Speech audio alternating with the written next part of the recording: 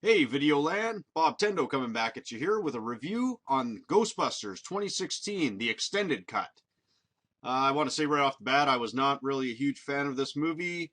I don't hate it, but it wasn't really what I was looking for. I was kind of hoping for something more along the lines of Extreme Ghostbusters. That would have been much more cooler in my eyes, or at least a passing the torch type story. Even though I wouldn't have even wanted that, but that would have been better than what we got.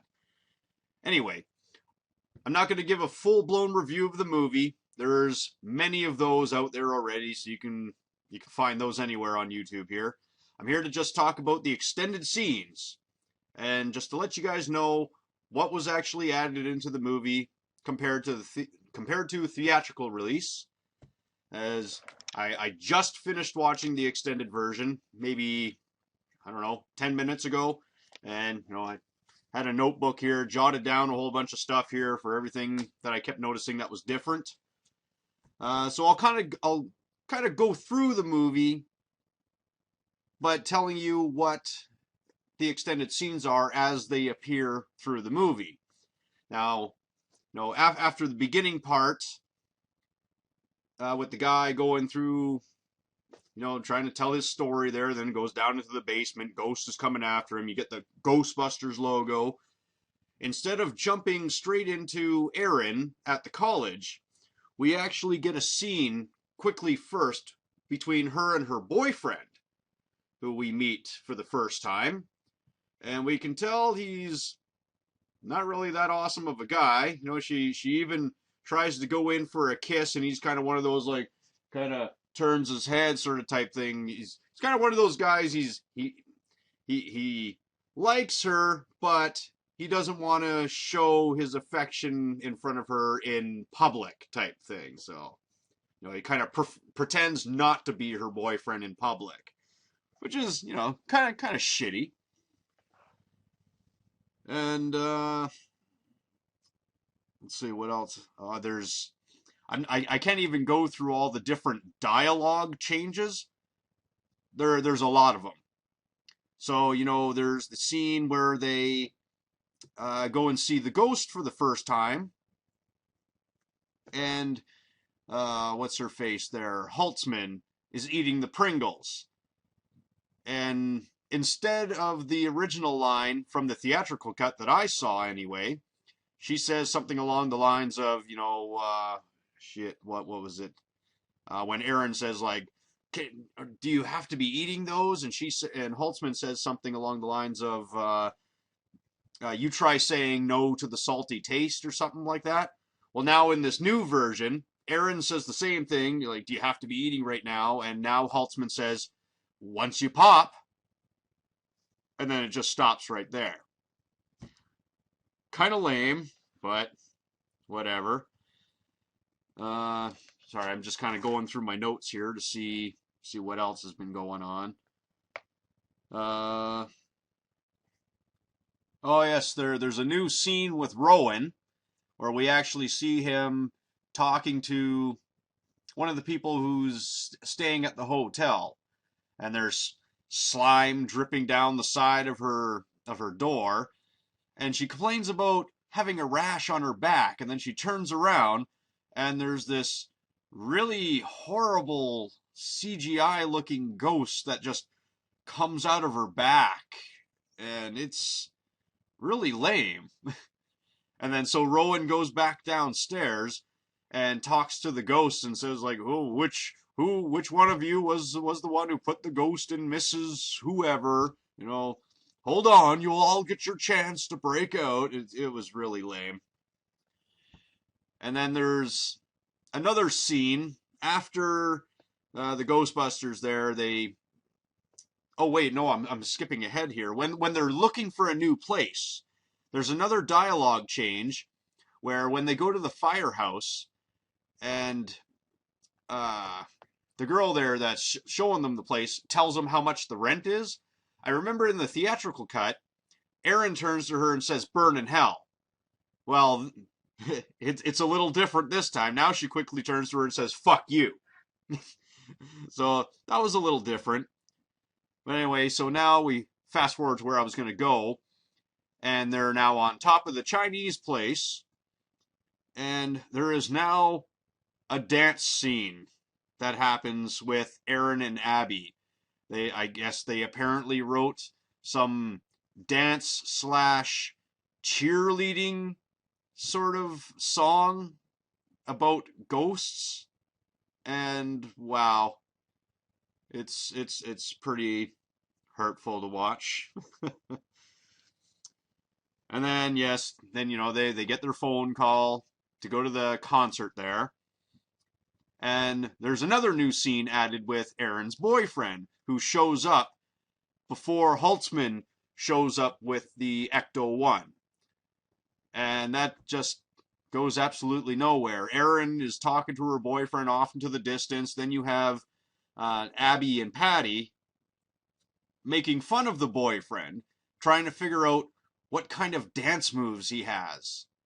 And I don't understand what's with all this dance move stuff. Like, who? I don't know. Anyway, so we will fast forward to the concert here. Sorry, I keep looking down at my notes here. And there's a few little scenes changed. The hair scene that we all saw in the trailer with Holtzman wearing the purple hair wig there and the hat, that has been changed. She is no longer wearing the hat, and she no longer says the whole line there with, is it the hat? Is it the wig? Is it which one's too much, or whatever it was? Now she doesn't even say it at all, because now she's no longer wearing a hat. She says something along the lines of, geez, what was it now? Like, Aaron still says the same thing, like, come on, Holtzman. And then, yeah, Holtzman just sounds more like a schizophrenic. Yeah, it's kind of stupid. So yes, there is that dialogue was changed. What else also happens here? Oh yes, after they trap the ghost, we have the Ozzy Osbourne cameo, who goes, "Sharon, I'm having another flashback." Well, that dialogue has been changed now again too. And now Ozzy says something along the lines of, he calls them wankers, and then says that Black Sabbath pulled off the same trick back in '74, and then just walks off. Okay, whatever. And then we fast forward to Bill Murray's cameo, showing up at the Ghostbuster headquarters. None of that has been changed, other than just one little piece of dialogue. After he gets tossed out the window. I guess I forgot to say, spoilers! I'm going to be throwing lots of spoilers out here. So anyway, he gets tossed out the window, and Holtzman just has this one little line going, he wasn't really Ghostbusters material anyway. Ouch. That's a nice burn to Bill Murray. Oh, God. And then, the Ghostbusters go and talk to the mayor. They meet the Homeland Security guys. There's a quick little scene with the Homeland Security guys giving them their card, which for some reason is on a flower-looking card. Makes no sense. Sorry, I'm looking down at my notes here. Oh yeah, during that scene there, after the Homeland guys give them their card, the Ghostbusters start making fun of those two for not having genitals and thinking that they are set up like Ken dolls instead. It holds no relevance to the movie itself or any part of the story. There's also another scene right after that where the Ghostbusters are around their table there, and Kevin shows up to ask what was it that killed Bill Murray. But before that, there was a jar of acid sitting on the table that Aaron accidentally knocked over, and Kevin, wearing slippers, just walks into it. There's hydrochloric acid all over the floor. He just walks on it with his slippers on. and just goes, "Oh, geez, my slippers are burning," and then just steps off. And then for some reason his eyes start burning. I, I don't know. Yeah, it was stupid. What else goes on here? Yeah, there's a scene where there was that blogger guy who was following the Ghostbusters around with his phone there, and Aaron goes and punches him in the face. Now there's a quick little added scene of uh, that whole debacle being thrown into a tabloid, and then it's also shown on TV. What else happens here? Yes, when Abby gets possessed by Rowan. That's been extended now, and not very well. Well, first off, Rowan goes into her. Now he's actually talking to her. You can hear he has a little piece of dialogue talking to her inside her head type thing, and then she starts spewing slime all over the place like it's The Exorcist. It makes no sense because the next scene afterwards, where Holtzman goes and knocks on the door there, because as she's spewing out all this slime, you see slime coming out from underneath the bathroom door, but then it's no longer there when Holtzman goes knocking on the door. All the slime is gone. I don't know. I'm a sucker for continuity type stuff, and that kind of shit just kind of bothers me. What else happens here? Yes. The infamous dance scene that we've all heard about and seen in the end credits. Does it happen in the movie now in the extended cut? Yes, it does. But it's not a full-blown number. I actually counted the timer on my player as I was watching the movie, and it only goes on for 30 seconds. But there is a little bit of a dance number. So, yeah, they dance for 30 seconds and then do their freeze, and then movie continues on. And from there, there's actually not too much more added, other than just little small dialogue tweaks that are different, until we get to the end of the movie, where Kevin finally shows back up with the Ghostbusters, and he's eating that sandwich. And so now that has been extended and changed slightly. Abby still grabs the sandwich from him, throws it away. Someone throws the sandwich back to Kevin again. And then Abby grabs the sandwich from him again, throws it away. Kevin says something about, "Oh, can I get a beverage?" And somebody off screen throws him a water. And then Kevin says, "I also had a muffin too." And somebody off screen throws him a muffin, and he takes a bite. And Patty says something along the lines of, like, "Are you a wizard?" Like, I don't know what that was supposed to be doing. If that was supposed to be somewhat breaking the fourth wall, I really don't know what they were trying to do with that scene. It makes no sense to me at all. But that's pretty much all the changes. Let me see, going through my notes here.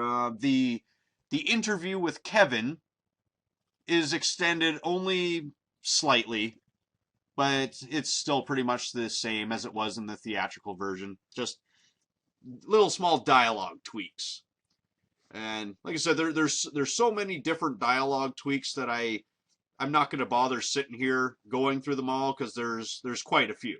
But overall, does the extended version save the movie? Does it make it any better?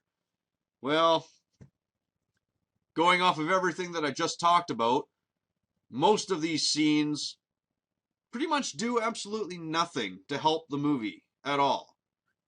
And I can see why most of them were cut in the first place, because they didn't push the story along. They didn't add anything to the story. So I guess that would be up to you, the viewer, of whether if you think these scenes are necessary or not. So for me, no.